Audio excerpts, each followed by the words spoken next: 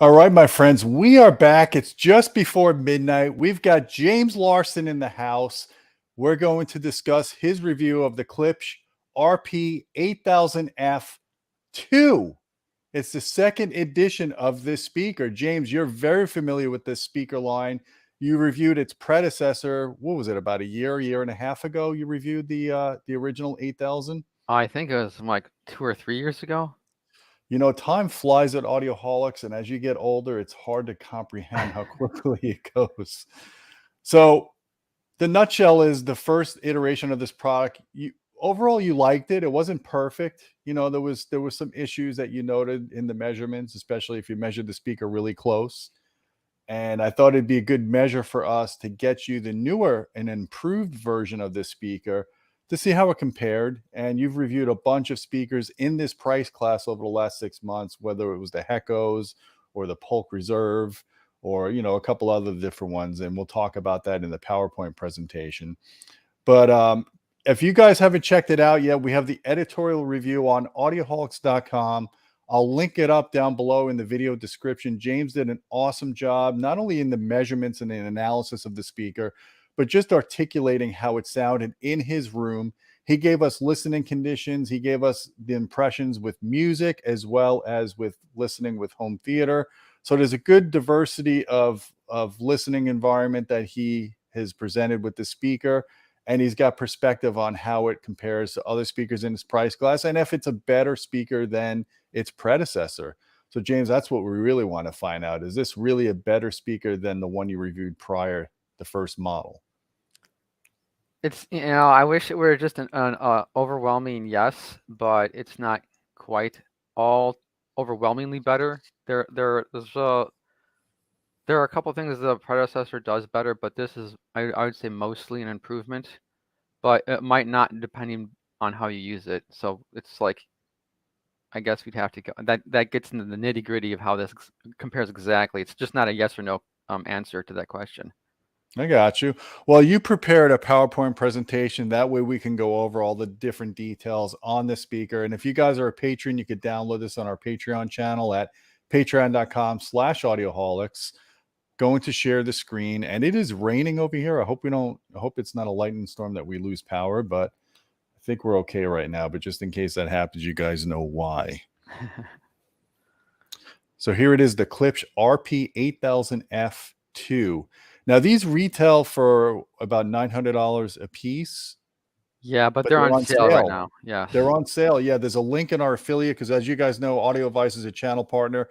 They're actually running a sale. I think they're $674 or $675 each right now. So that's quite a deal, especially with everything going up in price these days. So if you guys are interested in this product, definitely use that affiliate link below.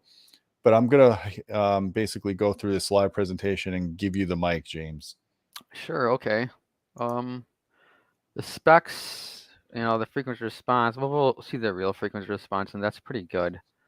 It's a two-way two-way speaker, obviously, with two 8-inch ceramic, which are really just aluminum, anodized aluminum woofers, as a titanium horn-loaded tweeter, like all the Klipsch's do in the reference and blow class. Everything except for the Heritage series uses, or also the RF7s use those use real compression drivers. This is just a horn-loaded kind of like a dome. One interesting thing is the sensitivity is stated at. They actually gave context to their sensitivity spec. I complained about that in our review of the first RP-8000F. Said why they're given this 98 dB sensitivity spec, but no context. And this time they actually give it context, a half space and echoic thing. So I mean, it's yeah. Well, don't they normally measure it? I mean, normally they did it like corner loaded or something. Like their sensitivity was way higher than a true anechoic. That's right. But at least this time they give you context. They say, here's how we measured sensitivity. So like you can't complain too much, I mean, it's still not quite stated the way most manufacturers would, but they give you context. So yeah, well, I notice a bunch of speaker companies, even Paradigm is doing that now with their budget speakers. They're not giving you the true anechoic response. let's say, and it adds about 5 to 6 dB of to that number of reality if you measured this anechoically. Yeah, I mean, I wish manufacturers would just state it anechoically, but Well, it's that's why we have us, right? yeah. We could Yeah, call it out. we actually measured this, so yeah. Here's the speakers with and without the grill. Um, they look just like the old ones. They look just like the old ones. But the old ones actually you could get in a gloss black cabinet. These you can't. It's like black oak or like black kind of wood veneer, or you can also get it, I think, in a like a brown traditional wood grain. Yep. Yeah, and like there's no real big difference visually from the last generation. Looks like this. Looks the same. So So aesthetically pretty similar, yeah. yeah. So going to the internals, the inside is actually quite different. First of all, on the left we have these two ports, which the original was just like a big open box with they had two ports, but the entire inside of the box was kind of exposed to these ports. And this new version, the woofers have their own kind of the woofers are isolated from each other, so the ports are loading different compartments and the enclosure. So and I how do you like my MS Paint diagram that I tried to use to Oh, I was explain it? wondering who did that. I thought that was from Klipsch. That's pretty cool. No, it's not. It's pretty amateurish, but it gets the point across. Yeah. Yeah. Anyways, yeah. Yeah. So the cabinet is divided into two sections, and they're about these aren't. It's not like the SVS Pinnacle Prime where they had like three sections of the cabinet, and each port had like a different tuning frequency. You know, the tuning frequency. And I think the cabinet, the volume of the cabinet is the same, so these ports are behaving the same. They're just doing it in their own little enclosure of the cabinet.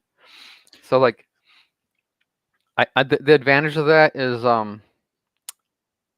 it's not really big, but you get to control the port. Like I don't know, the way that the ports are interacting is more consistent with the internal volume of the speaker. So it's like, I mean, that's probably something. I'm not sure how much the net gain of performance really is there, but I mean, I don't think it's expensive to do this for the cabinet construction, so I don't think Klipsch would have done this for no good reason. Well, So question I have for you, is this a true two-way or is it a 2.5-way design? this is a two-way design. Okay, I was gonna say if it's a 2.5-way, maybe they're doing that to isolate the mid-range a little bit more, but um, I, I guess it's definitely it's a more rigid cabinet doing it this way, but you're also losing some box volume, right? When you breaking it up like that and having separate cavities for each bass driver.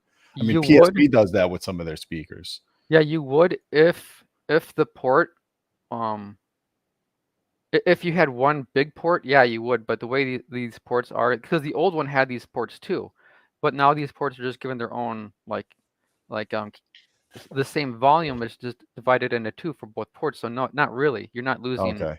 Yeah, if it was just one big port, yeah, but not with this kind of port arrangement. Anyways, going to on the right, we see another major change over the original RP-8000F is the waveguide is actually quite a bit bigger. It goes out to like almost the edge of the front baffle, and that will like allow better directivity control down to a lower frequency, and it'll also help the acoustic impedance loading on the tweeter. So this is better. I mean, it's a better. I think that geometry might be slightly different, but it's mostly just a larger waveguide. Yeah. So, so Well, I remember reading your review, and you said that there's maybe a little bit less bass output on this speaker compared to its predecessor, but maybe it's a little bit tighter or more controlled. yeah, but that would depend on the room and how you use it. But we'll get into that. I mean well I do show that in the further slides. So you can go to the Okay. next slide. So one thing this speaker has that's new is I know, Gene, how much you love those like Yay, Atmos height bouncy house. yeah, Atmos height modules. So like this has a binding post that goes to the top of the speaker. It just threads the speaker wire to go to the top. And either on the picture of the right, there's the the speaker outs that you can connect like a Atmos module on the top of the speaker to. So Mhm. you don't have like just wires just like hanging on the side of the speaker, maybe dragging that module off or whatever, putting tension on it, right? So Yeah. this has that. It doesn't. I mean, I'm not crazy about the Atmos bouncy house speakers, but I mean, if you're gonna do this, this is better. So I mean, that's just Yeah, one I little mean, thing. it's a last resort kind of thing. That's what we always say. And I know this will come up later. I'm going to just put this up here. Brandon, Terry's asking, does the larger waveguide help address the dip that used to have in the previous version? And I think you're going to go over that. That's more of a crossover thing than, they had to correct more than anything, right? Sure, yeah, that would be a crossover issue. It probably does help the crossover achieve the new crossover achieve that. Yeah. So I would say a partial yes. So yeah. Okay. Yeah. All right, I guess we're going into the measurements now. Here's Yeah. my Let me just interject right here because I know people sometimes comment and say, why you bringing a speaker outside? We don't listen to speakers outside. And that's true. We don't generally listen to consumer speakers outside, but we measure them outside because you take the room out of the equation and you just get the response of the speaker. That way, every speaker is measured consistently and fairly. And James has this platter that he elevates it a few feet off the ground and he spins the speaker all around and he does all the different measurements on and off axis. And that's why we do what we do. Yeah, you can't get reliable measurements in room of loudspeakers. It's not. It's not easy, let's put it that way. Someone like Matthew Post pulls it off, but there's a lot of work to it. Yeah, yeah, it's very compromised. It's hard to do, and Yeah. it's like this is better. It's on anechoic. I get matching measurements. My measurements match that of anechoic chambers. So this is like a cheap anechoic chamber. The outdoors is just one Yep. big cheap anechoic chamber. For Okay. sure. Right. This is like a 3D view of the frequency response on axis and off, and it's pretty good. The directivity control is pretty good. It's pretty consistent until you get to like the way off axis freaks 90 degrees, like 80, 90 degrees. It's actually pretty smooth. It has the off axis response has a good correlation to the on axis response.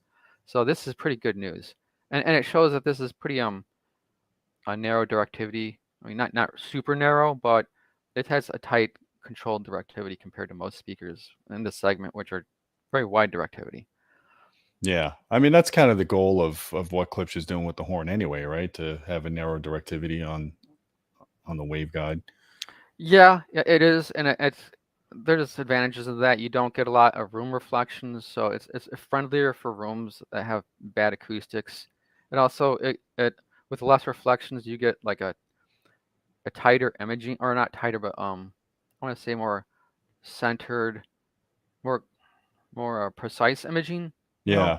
It's not, but with a wider dispersion speaker, you get kind of more like an enveloping kind of Kind of a bigger sound stage, but maybe not as focused. Yeah, that's exactly right. Here you go. What's interesting is you would think intuitively you don't want to put a horn in a room that doesn't have good acoustic control. But in this case, because there is good narrowing of the directivity, the dispersion characteristic of it, it actually will work pretty good in a room that doesn't have a bunch of acoustic treatments.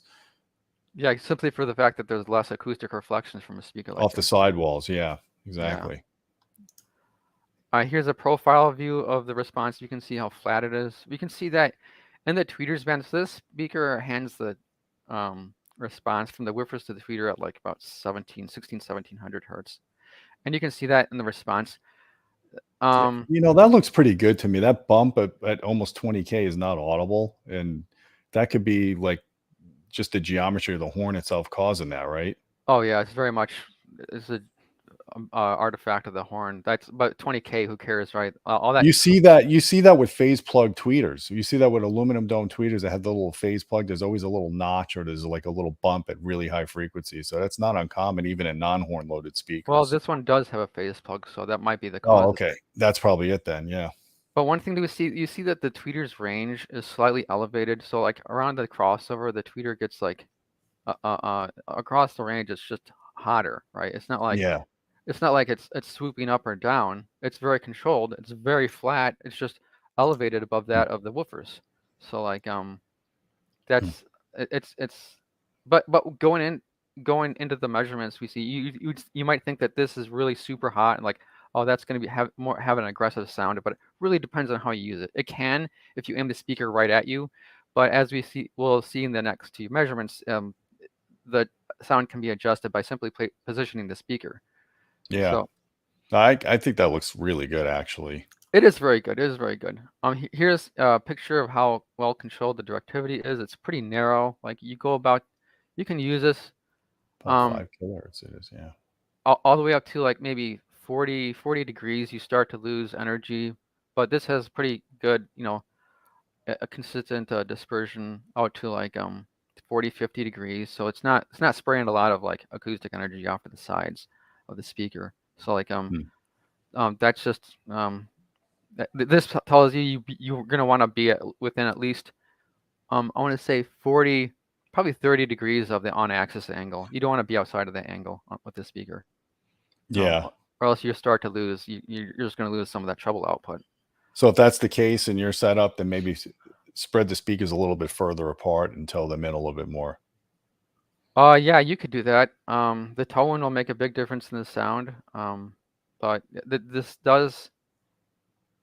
We'll go on. That brings us a discussion of later slides. Yeah, we'll Yep. save that for then. Here's a picture of the low frequency response. I do this. I don't measure this like we do, posted on that ladder or contraption, right? This has to be Yeah. on ground plane to get it See if I could zoom in on that. and like it's very flat within its band, but when you get to the tweeters range, the tweeter is actually like 2 or 3 dB hotter than this. So like the bass might sound a little thin in a big room that Yeah. doesn't load the bass. So like that's one thing to keep in mind. But then again, if there's some tone on the tweeter would actually help lower the level of the tweeter across the band, almost like a shelf filter. So you can go to the next slide, but on this slide you can see that this is actually a very nice flat response with Yeah, you're within its own getting range. usable bass to 30 hertz, and it looks like it's a second order roll off below that. Yeah, that's just no, that's not a second order. That'd be fourth order. Oh, fourth. Yeah. Okay. Normal ported roll off. So yeah, so going to the next slide. So here's how you can attenuate the treble frequencies. Yeah, the treble is a little hot on this little hot, not super hot. It's not like scorching your ears like previous Klipsch speakers, right? Had this reputation, and they were a little bit harsh. And I don't think this speaker is. But if you listen on axis, you get, I would say, a little bit more detailed, a very forward sound, a detailed sound. And like so, the top curve there is the on-axis response. If you have the speaker pointed directly at you and going down to the various degrees is like pointing away from you. Well, if you point this away from you, like I would say the most neutral response overall is probably the 20-degree angle, where you do get a little sag in, say, like around 8 kilohertz, but that just kind of softens up the sibilance. I like that voicing actually.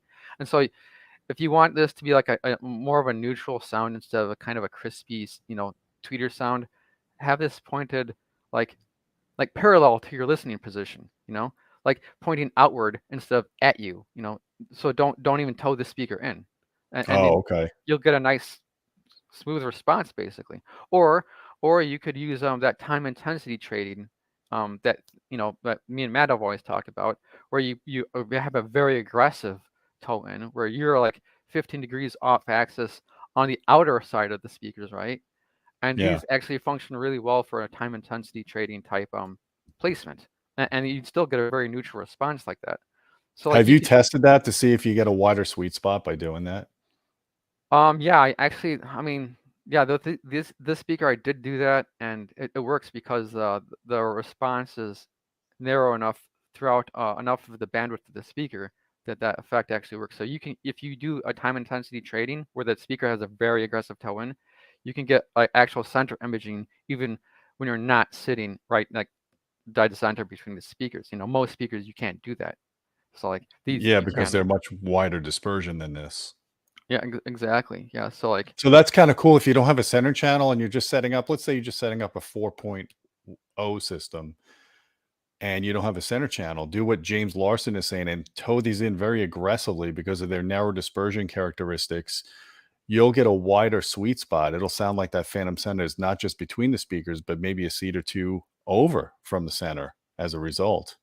That's exactly right. I mean, we do have a live stream. You and Matt did one that goes over the kind of the nitty gritty of that, and maybe Yeah. you could link to that below or something. But these speakers are great candidates for time intensity trading, that style of placement. And I don't know too many speakers in this price class that have this characteristic?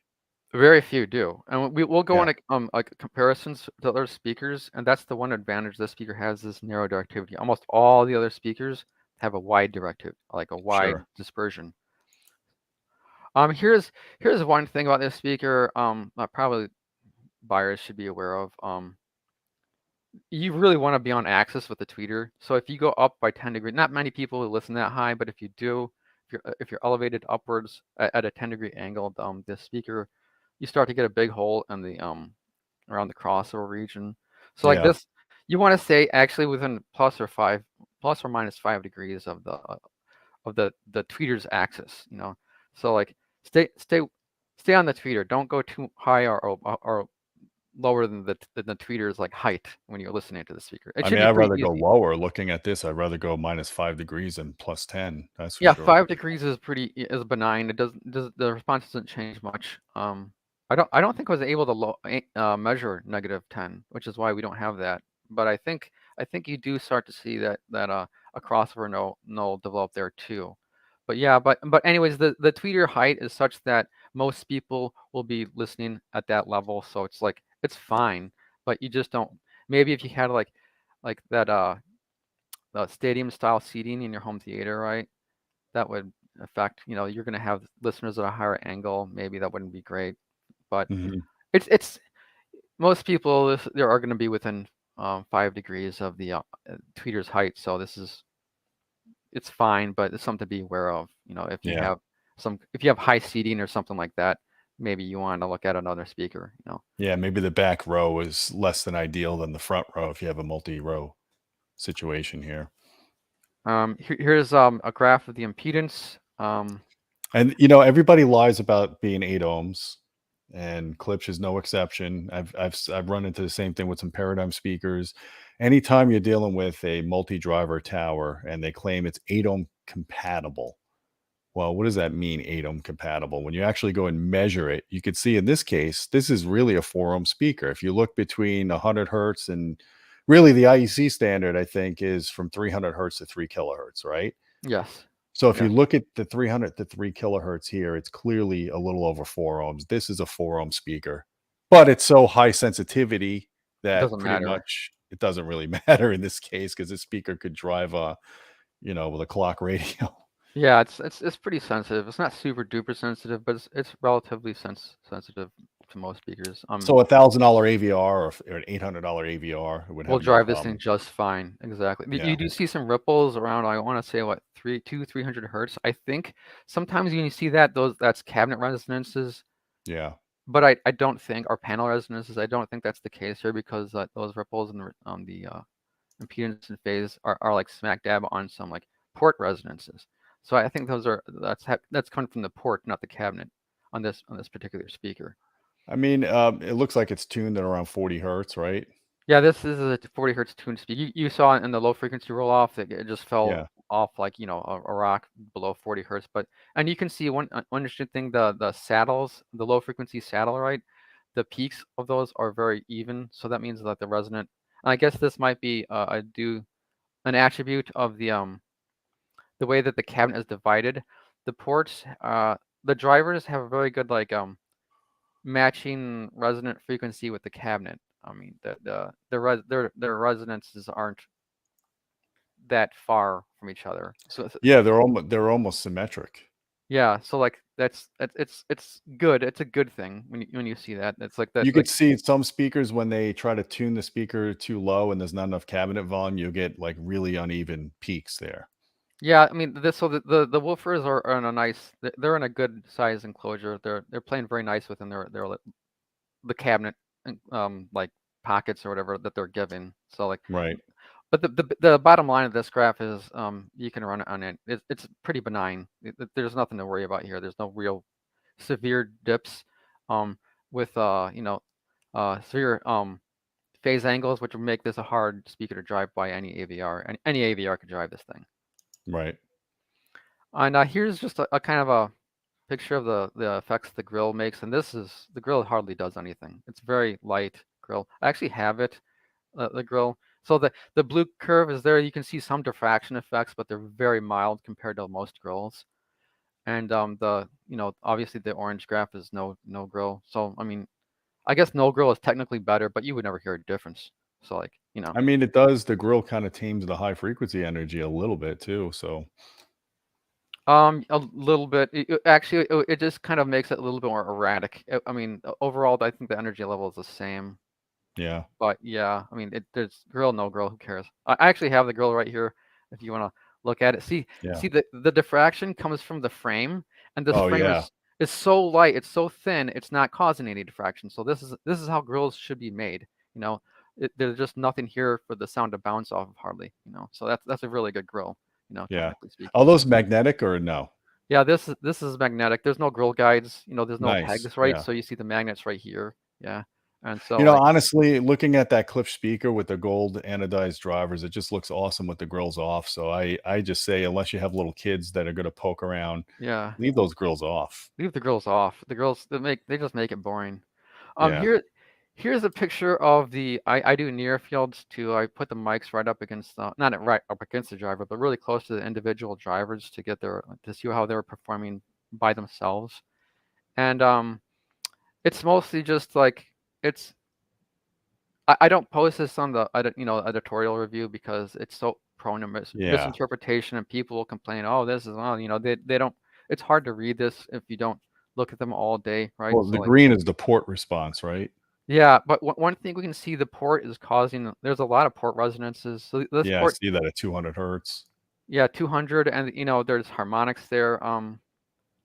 The port, And I don't think. that's probably why your impedance plot was a little wiggly in that area right there. That's exactly right, and I think so. One thing that port Klipsch does, and I have been doing, I don't think it's a great idea, is that so the waveguide that they're using on the tweeter is called like a hybrid Tractrix. It's the Tractrix waveguide. They've used this for many years, and for some reason they're using this shape on the port, but the port functions entirely differently than the tweeter or how you want that tweeter to act. So like, I think if they just made the port like just a normal port, right? Just a normal Yeah. cylindrical port, you'd probably get rid of a lot of those resonances.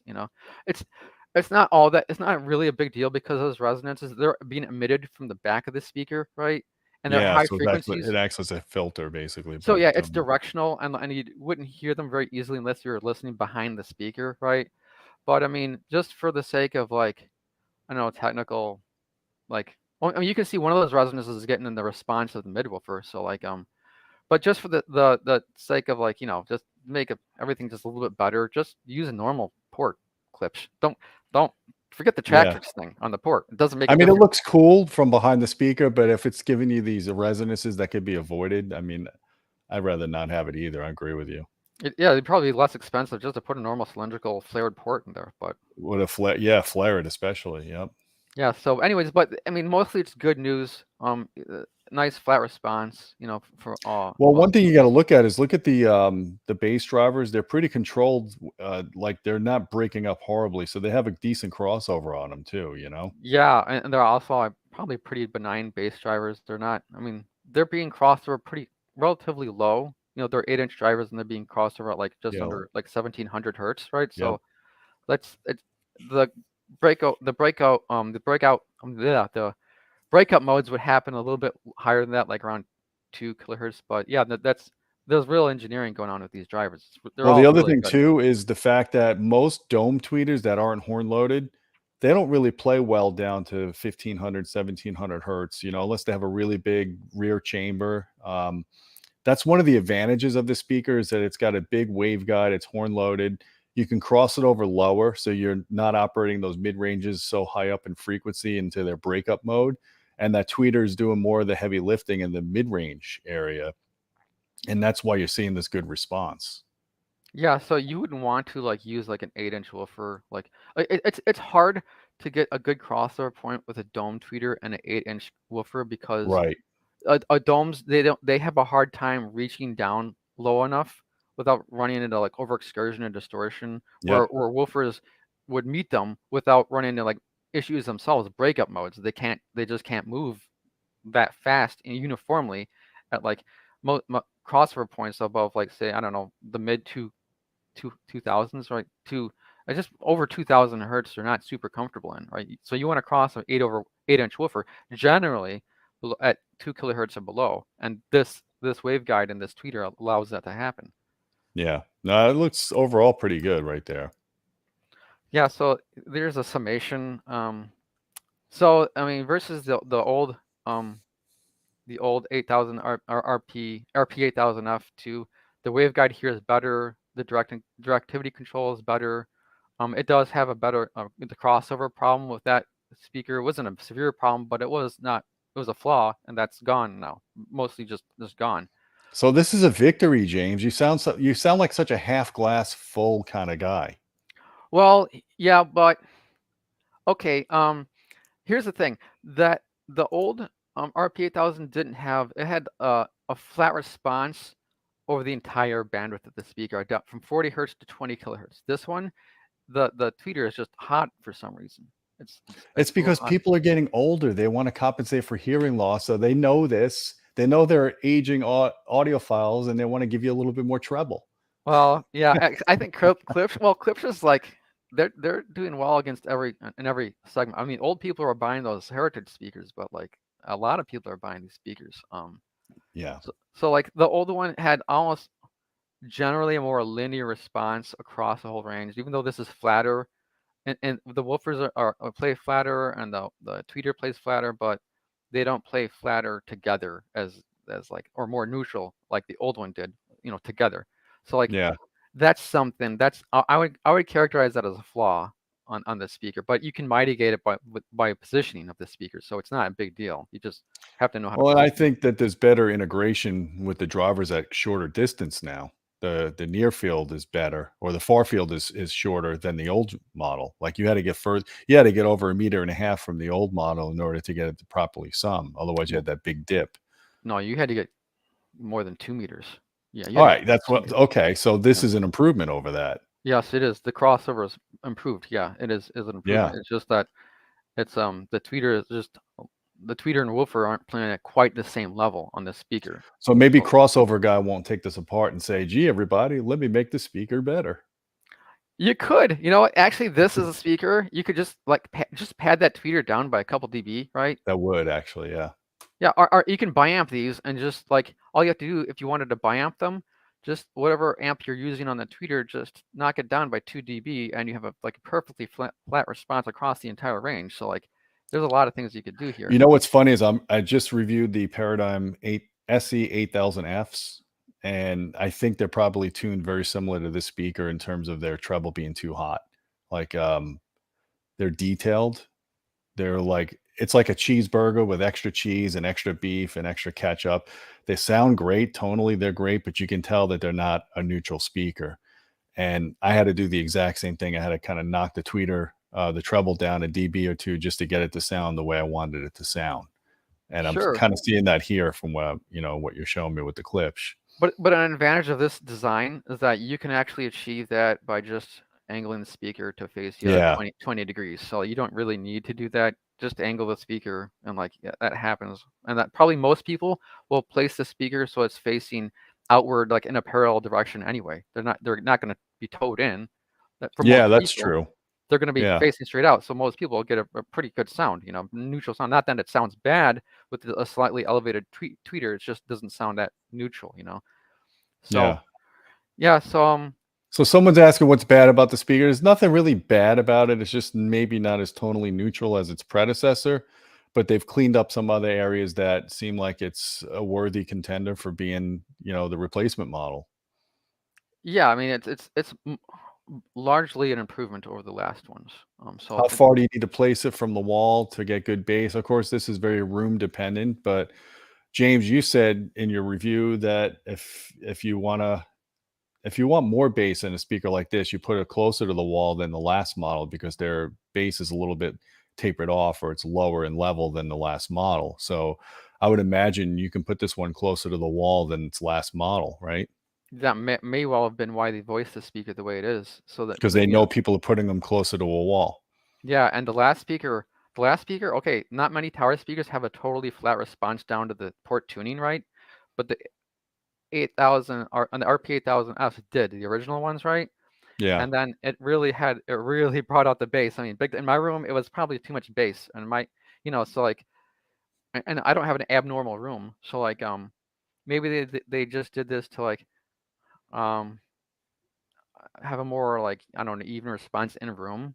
But most speaker manufacturers, when these are tower speaker manufacturers, when they what they do is they kind of like they have a gentle roll off at like maybe 90 hertz, 80 hertz, and they go at a like a gentle roll off down to like the port tuning frequency, which is where they have like, you know, the port roll off that you'd find a steeper roll off. So like this one has a flat kind of a flat response, but it's just lower over the cross of the entire like bass range. So like it's it's fine. I mean, it's a matter of preference.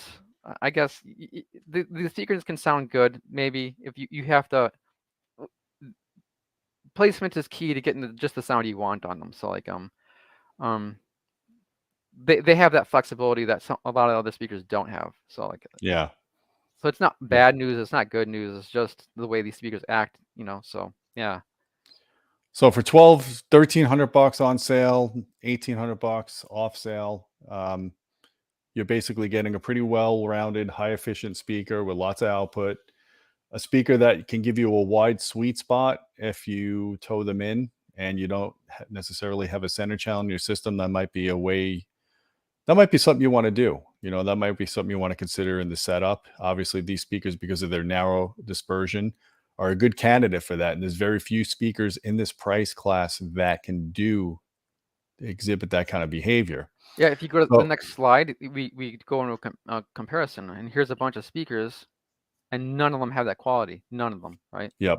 They're all wide dispersion speakers. Here's I went over a bunch of, you know, looked at what else was out there. Tower speakers in the same price range, and these are all about just shy of $2,000. You know, none of them. They're all wide dispersion. So like that's one thing that will make this speaker appealing. That's what separates it from the you know the rest of the competing speakers. But anyways, to look at, you know, we did review some speakers in the same price range recently, some tower speakers in the same class. There were Heiko Aurora 1000s, right? It's Yeah. really good. I love the speakers. It's so good, right? Like they're more linear across the range, and they have that a more tapered bass response. Um, those are just really good. And what's nice about those is you don't have to be right, you know, listening them on right on the tweeter height, right? Because they have a wide range of like vertical a wide vertical angle where this tweeter doesn't change or the response doesn't change at all. So like they don't. Mhm. But that's really good in that case. And also R700, the Polkers of R700s, because the tweeters are pretty high, right? So they kind of need that quality, but they have it. So that's really good. Also Yeah. that you can get. We reviewed the SVS Prime Pinnacle, which is in the same price, almost the same exact price. I think 1900. And the tweeter is, it's like almost the opposite. The tweeter is like lower in level. So this Yeah. is that's a more relaxed speaker. So if you want a warmer sound, the SVS Prime Pinnacle is a good alternative if you want kind of the opposite voicing instead of like Man, yeah. it's a wonderful time to be alive right now. There's so many different good brands to choose from, good models out there. I mean, people are following science and they're engineering good product. And I'm happy that you're here to do these measurements, James, and do the analysis to help people make more educated purchasing decisions. At the end of the day, that's what we really want to do, is make sure that you guys have the right information, that the speakers are being tested consistently. We have real measurements here, good recommendations. You know, James, you do primarily almost all of our loudspeaker reviews now. So you bring them in a few pairs a month sometimes, and you just have a good exposure to what's out there. Yeah, a pretty broad exposure. Yeah, I mean, I hear what's out there and like they're all pretty good. They all have their advantages. I don't generally like. I don't see many speakers that have like no redeeming qualities, right? I mean, no, these are all good speakers, right? So like, there's a lot of people doing good engineering out there. So like, you probably can't lose with any of these speakers that I listed there. But some Yeah. you might have a preference for more than others. But I think anybody would be happy with any of these except for like all but the pickiest audiophiles, right? So yeah, Yep. that's the that's the RP-8000F IIs. So like you There know. he has it. He still has it here. And, you know, we're going to ask Klipsch if they want us to give this away rather than just sending them back. So I'm putting them on the spot. I want to I want to Yeah, give these away if we can. we'll see if we're willing to raffle them off. I mean, maybe they want them back, but maybe they'll just let us raffle them off to one of our readers or something. We'll see if they're game for that. All right. Well, James, thanks again for dropping the knowledge. Don't forget, it's on our audioholics.com website. I'll link it up in the review, in this YouTube description, our full review, written review, if you want to hear James's listening impressions.